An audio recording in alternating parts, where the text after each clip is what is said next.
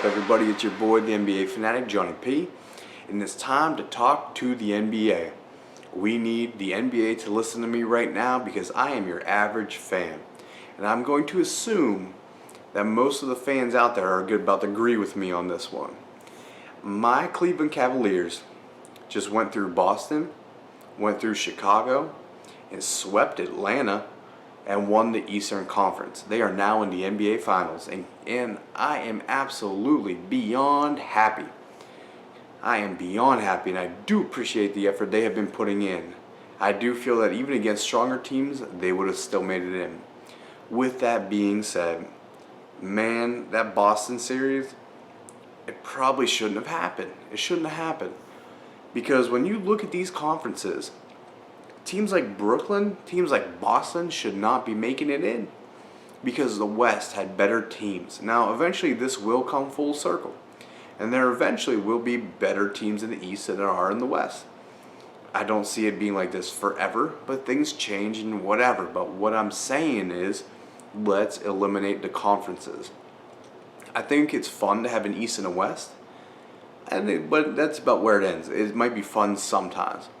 However, man, you're telling me, okay, so I have the list of the wins right here. Our 8th seed in the East was the Brooklyn Nets. They were 38-44. They made it in at 38 wins out of an 82-game season, and they're making the playoffs? Seriously. So you go look in the West. The first team that did not make the playoffs was Oklahoma City, who was 45-37. They had a winning record. They did not make it in. Even Phoenix, who's right behind them, was 39-43, which is still a better record than 38-44, which in the East would have got in. I mean, you're telling me a 45-win team in the West does not make the playoffs. A 45-win team in the East would have been the 6th seed. Seriously, there needs to be a change there. You're telling me you want Boston and Brooklyn in the playoffs right now? That's terrible. That is terrible. I would rather see Oklahoma City and possibly Phoenix. You know, those would be better games, man. Those would be better games. I just get so irritated because I want to see the best teams. I wanted to see what Oklahoma City could do. They're a good team. Russell Westbrook really does special things, and he should have been in the playoffs.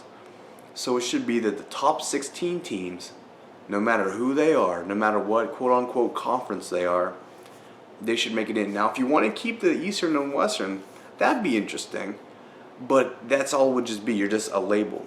Because let's just pretend that out of the 16 teams making the playoffs, let's say 10 of them are from the West and 6 are from the East. It'd be interesting to see how those smaller, group of teams from the East, play out against the West. It'd be also kind of interesting, almost like East Coast pride. Like, let's see how far we can go. In the finals, it might be a West versus a West team. I mean, it'd be interesting to see how that plays out.